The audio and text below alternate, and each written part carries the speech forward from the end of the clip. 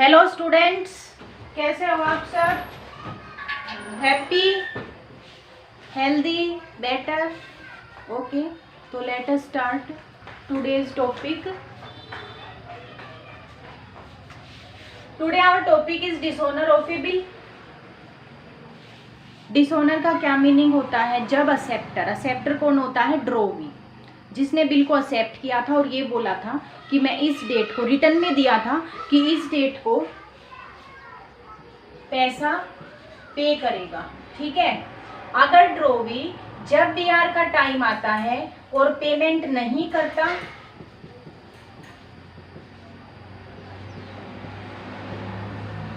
BP का payment नहीं करता टाइम आने पर, तो बिल हो जाता है डिसऑनर. बिल हो जाता है डिसऑनर. ठीक है. तो डिसऑनर का मतलब क्या हुआ? जब हमें बीआर बिल रिसीवेबल से जिस डेट को अमाउंट मिलना था उस डेट को अगर अमाउंट नहीं मिलता है तो हम कहेंगे कि हमारा जो बीआर है वो डिसऑनर हो गया. किसके कारण से होता है? Because of the drawee. Drawee के कारण से डिसऑनर होता है. ड्रॉवी के पास या तो पैसा नहीं है, वो इंसॉल्वेंट हो गया है, या फिर वो जानबूझकर डिसऑनेस्टी कर रहा है और उसने पैसा पे नहीं किया. तो जब वो पैसा पे नहीं करता है तो बीआर हो जाता है हमारा डिसऑनर. ठीक है. तो इसके लिए क्या करना होता है? अगर मान लो ड्रॉवर जिसके पास बीआर था इंडोर्स कर रखा है, बीआर को इंडोर्स कर दिया. हमें पता है ना कि जो थर्ड केस इंडोर्स भी हो सकता है. एक्स ने इंडोर्स कर दिया है वाई को. ठीक है. अब वाई के पास बीआर है तो वाई क्या बोला जाएगा? Holder of BR. ये आपको याद रखना है. होल्डर ऑफ बीआर जिसके पास बीआर हो. अब देखो, आया तो ड्रॉवर के पास था, लेकिन ड्रॉवर ने क्या किया? अपने बीआर को एक्स को दे दिया, एक्स ने बीआर को वाई को दे दिया. अब होल्डर ऑफ बीआर कौन है? वाई है. तो जब भी वाई को टाइम पर पैसा नहीं मिलता ड्रॉवी से, तो वाई क्या करेगा? एक नोटिस सेंड करना है वाई को. ठीक है. एक लिमिटेड टाइम या इमीडिएटली नोटिस सेंड करना है. किसको? अपने प्रियर इंडोर्सर को. जिसने वाई, अब किसको जानता है? वाई तो एक्स को जानता है. वाई ना तो ड्रॉवर को जानता है ना ड्रॉवी को जानता है. किससे मिला है वाई को बीआर? एक्स से मिला है. तो वाई किसको बताएगा? एक्स को बताएगा कि जो बीआर आपने दिया था टाइम आ चुका है और उससे पैसा नहीं मिला. तो एक नोटिस भेजेगा एक्स के पास और एक्स भेजेगा ड्रॉवर के पास. ये नोटिस टाइम रहते भेज देना चाहिए. अगर टाइम रहते वाई ये नोटिस नहीं भेजता, इंफॉर्मेशन नहीं देता, तो अब वाई को कोई राइट नहीं है कि वो बीआर डिसऑनर होने की कंप्लेंट करे. ठीक है. तो टाइम रहते नोटिस सेंड कर देना चाहिए.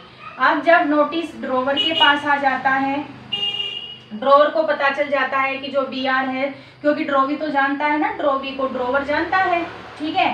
तो बीआर का पैसा नहीं मिला है, तो अब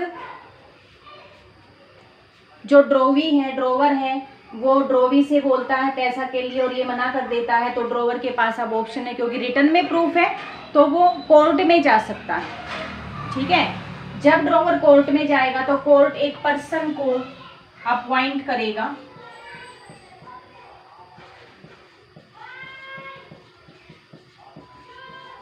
ये पर्सन को अपॉइंट करेगा और उस पर्सन को हम कहते हैं, उस पर्सन को क्या कहा जाएगा? उस पर्सन को हम कहते हैं नोटरी पब्लिक.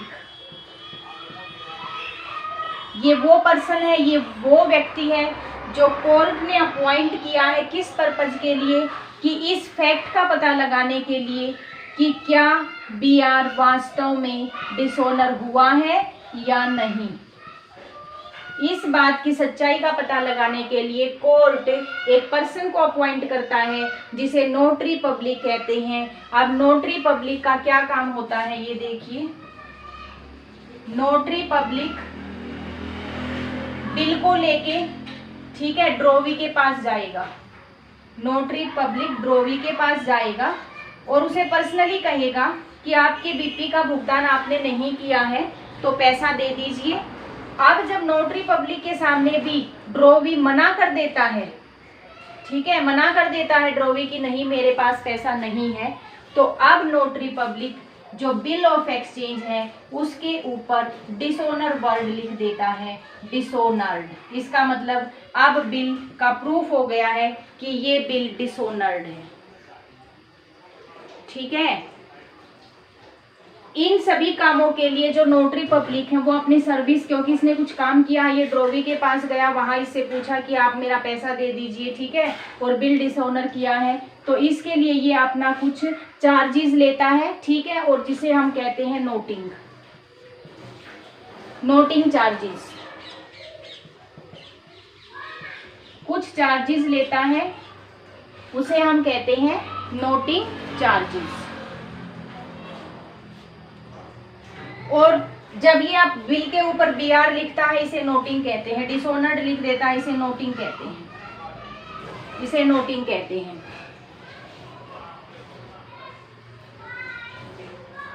ठीक है, नोटरी पब्लिक आप देख लिया, एक बार फिर से एक बार रिवाइज कर लेते हैं। अब डिसऑनर ऑफ ए बिल क्या होता है? जब ड्रॉवी टाइम पर पैसा नहीं देता, ठीक है, जब बीआर से टाइम पर पैसा नहीं मिलता तो इसे डिसऑनर ऑफ ए बिल बोलेंगे हम कि हमारा बिल डिसऑनर हो गया है।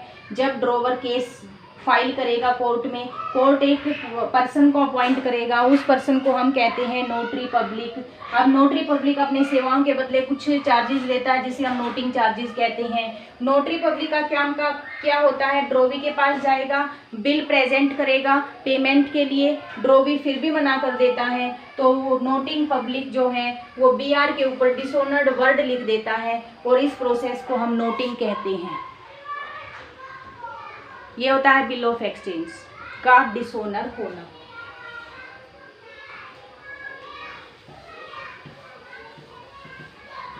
हमने ड्रॉवर के लिए there are 4 uses of bill of exchange, ठीक है, तो उन 4 केस में हम करेंगे कि जब बिल डिसऑनर होता है तो 4 केस में क्या एंट्री होगी। तो केस नंबर 1 में करते हैं। अगर केस नंबर 1 में, केस नंबर 1 क्या था? When drawer keeps BR himself, अपने पास रखता है बीआर को, जब टाइम आता है तो अपने आप ही पैसा रिसीव करता है। केस नंबर 1 था ये। अगर इस टाइम डिसऑनर हो जाता है बिल तो क्या एंट्री करते हैं? यहाँ पे ध्यान से देखिएगा। हम मान लेते हैं X है ड्रॉवर, Y है ड्रॉवी, ठीक है,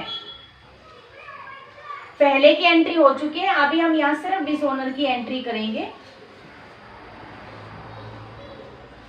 अगर X ने अपने पास ही रखा है बीआर को तो होल्डर ऑफ X कौन है? X है। Holder of bill of exchange कौन रहेगा? यहाँ पे X रहेगा।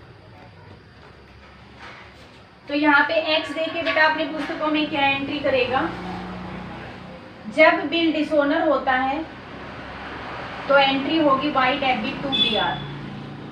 जब बीआर मिला था तो हमने एंट्री की थी, बीआर को डेबिट किया था, लेकिन अब डिसऑनर हो गया है तो हम एंट्री करेंगे Y को फिर से अपना डेटर्स बना देंगे, डेबिट करके Y डेबिट टू बीआर। अब Y की पुस्तक, Y अपने बीपी के लिए, अब बीपी कैंसिल हुआ है तो बीपी डेबिट टू X, ये एंट्री हो जाएगी in the books of Y। ये एंट्री है बिल डिसऑनर होने की, ठीक है। दूसरा, अभी मैंने आपको नोटिंग चार्जेस के बारे में बताया था, क्योंकि जब भी कोर्ट ऐसे ही नहीं मान लेता कि आप जाके कहो कि पैसा नहीं मिला और कोर्ट ने मान लिया। कोर्ट इसके लिए नोटरी ऑफिस जो पब्लिक होता है उसको अपॉइंट करता है और चेक कराता है कि क्या वास्तव में ये फैक्ट है, रियलिटी है कि बीआर से पैसा नहीं मिला। तो उसके बदले मैंने अभी बताया था कि नोटिंग चार्जेस पे करने होते हैं। अब देखिए नोटिंग चार्जेस पे कौन करेगा, आप इस बात का भी ध्यान रखेंगे। नोटिंग चार्जेस पे करता है holder of the bill. Holder of bill, जिसके पास बिल होता है, किसके पास है बिल? ड्रॉवर के पास। तो अभी कौन पे करेगा? अभी X पे करेगा। लेकिन अल्टीमेटली ये एक्सपेंसेस है किसका? ये एक्सपेंसेस X का नहीं है, ये एक्सपेंसेस Y के कारण हुआ है, क्योंकि Y ने टाइम पर पैसा नहीं दिया, Y के कारण बिल डिसऑनर हुआ है। तो अब X ये पैसा किससे लेगा? Y से लेगा। ठीक है। तो यहाँ पे अभी तो x पे करेगा लेकिन फिर y से लेगा, तो एंट्री क्या हो जाएगी, y से लेगा तो y को इसके लिए क्या बना देगा, अपना डेटर्स बना देगा, टू कैश पे कर देगा नोटिंग चार्जेस। y से लेगा, अभी पे कर रहा है, y अपनी पुस्तकों में क्या एंट्री करेगा, नोटिंग चार्जेस। y के लिए एक्सपेंसेस है, अल्टीमेटली इसे ही बियर करने हैं, और 2x को देने हैं। आज नहीं दे रहा, मैंने बैंक नहीं लिखा, आज पे करता तो 2 कैश या 2 बैंक लिखते, लेकिन x ने दिए हैं तो ये x को देगा फ्यूचर में। ये 2 एंट्री होंगी आपकी कि जब बिल डिसोनर हो जाता है, ठीक है। इन दोनों को हम कंबाइंड एंट्री भी कर सकते हैं, एक एंट्री भी हो सकती है। देखिए कैसे, सेम डेबिट हुआ है तो y डेबिट, अमाउंट एज्यूम कर सकते हैं यहाँ पे 5000 एज्यूम कर सकते हैं, 5000 100 रुपीज नोटिंग चार्जेस के हैं, तो हम क्या एंट्री कर लेंगे यहाँ पे 5000 और 150 100 y डेबिट टू BR कितना है 5000 टू कैश कितना है 100। कंबाइंड एंट्री हो जाएगी, सेपरेट भी कर सकते हो, दोनों को ऐड करके ये एंट्री हो जाएगी कि जब बिल डिसोनर हो तो ड्रॉवर की पुस्तकों में y debit to BR to cash, ये कैश नोटिंग चार्जेस के लिए है, और इन दोनों को मिला के y अपनी पुस्तक में एक सिंगल एंट्री कर सकता है, कंपाउंड एंट्री कर सकता है। क्या एंट्री करेगा, BP debit 5000 noting charges debit 100 2x 50 100, क्योंकि सिमिलर अकाउंट क्रेडिट है, सिमिलर अकाउंट डेबिट था, इसलिए हमने कंपाउंड एंट्री कर दी। तो आपको बस ये एक एक एंट्री याद रखनी है, जब बिल डिसोनर हो तो ये एक एंट्री डिसोनर होने पर x और y अपनी पुस्तकों में करेंगे।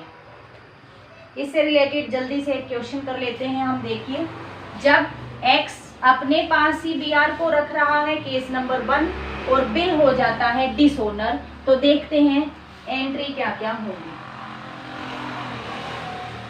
On 1 January 2020 X sold goods to Y for ₹20,000 less 2% cash discount. X की पुस्तकों में एंट्री देखते हैं 2020 जनवरी 1। X ने Y को सेल किया है 20,000 में, 2% कैश डिस्काउंट भी दी है, तो देखते हैं कितना पे कर रहे हैं। Y पेड 50% प्राइस इमीडिएटली, अब जितना कैश पेमेंट करेगा कैश डिस्काउंट तो उसी पे मिलेगी, तो जो 2% कैश डिस्काउंट है, सबसे पहले सेल किया है तो फर्स्ट एंट्री हो जाएगी Y debit to sales account, 20,000 का सेल किया। अब सेकेंड एंट्री Y ने 50% पे किया है, तो cash account debit,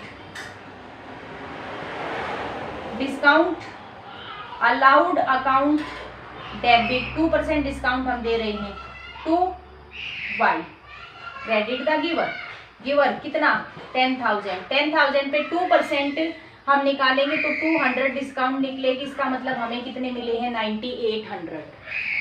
9800 cash account debit, discount allowed debit 200 to Y 10,000। चलिए देखते हैं आगे क्या कहते हैं। X draw a bill on Y for 2 month of the balance. अब बैलेंस कितना पैसा बचा 50%, तो पे कर दिया Y ने, बैलेंस बचा 10,000 के लिए BR ड्रॉ कर दिया, BR ड्रॉ किया तो BR debit to Y 10,000, BR मिल गया है X को। उसके बाद देखते हैं bill was dishonoured on the due date. अब देखिए 1 जनवरी को जनवरी 1 को हुआ है, 2 मंथ के लिए है, जनवरी 1 से फेब 1 मार्च 1 3 दिन ग्रेस के 4 मार्च, जब ड्यू डेट आई मार्च 4, बिल डिसऑनर हो गया और नोटिंग चार्जेस के अमाउंट है 100 रुपीज पेड बाई X ने 100 रुपीज नोटिंग चार्जेस के पे किए हैं, तो इसके लिए हम कंपाउंड एंट्री कर देते हैं जो अभी आपको बताई थी। क्या करेंगे, Y डेबिट टू BR कितना 10,000, टू कैश, नोटिंग चार्जेस कितने 100, वाई से कितना लेंगे अब 10,100, ठीक है। Next, Y paid the amount due to X by cheque after 10 days. 10 दिन बाद वाई ने अपना पैसा दे दिया। वाई को 10,000 नहीं देने थे, 10,000 प्लस 100 रुपए चार्जेस के भी वाई को देने हैं। तो वाई ने अगर अपना पैसा दे दिया तो एक्स अपनी पुस्तकों में 10 दिन बाद बता दीजिए, मार्च 4 से 10 दिन बाद कितना हो जाएगा, मार्च 14, पैसा मिल जाएगा बैंक अकाउंट डेबिट। कितना मिलेगा 2y, वाई से 10 दिन बाद पूरा पैसा हमें मिल गया। तो ये था हमारा एक्स की पुस्तकों में जब बी आर डिसोनर हो तब। ये एंट्री हमारी आज की टॉपिक की है।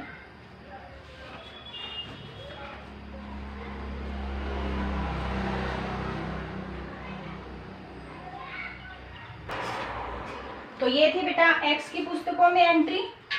अब चलिए चलते हैं हम कि वाई अपनी पुस्तकों में क्या एंट्री करेगा। अब वाई का जर्नल हम बनाते हैं जनवरी 1 को।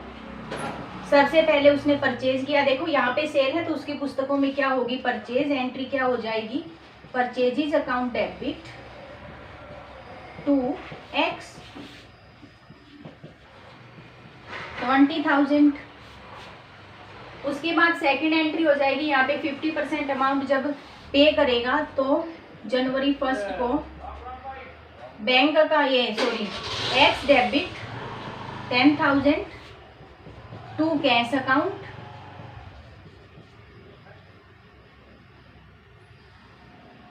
9800 और इसको डिस्काउंट मिली है टू डिस्काउंट रिसीव्ड कितना 200। जनवरी 1 को बीपी एक्सेप्ट कर लिया था इसने तो एक्स डेबिट टू बीपी कितना 10,000 का बैलेंस अमाउंट 10,000 निकला था। अब यहाँ पे चलते हैं, ये डिसोनर होने की है। मार्च 4 जब ड्यू डेट आई पैसा इसने नहीं दिया, डिसोनर हो गया बीपी। एंट्री हो जाएगी BP debit, noting charges debit. अब नोटिंग चार्जेस लास्ट में इसे ही देने हैं, भले ही आज के दिन एक्स पे कर रहा हो लेकिन इसके लिए वाई लाइबल होता है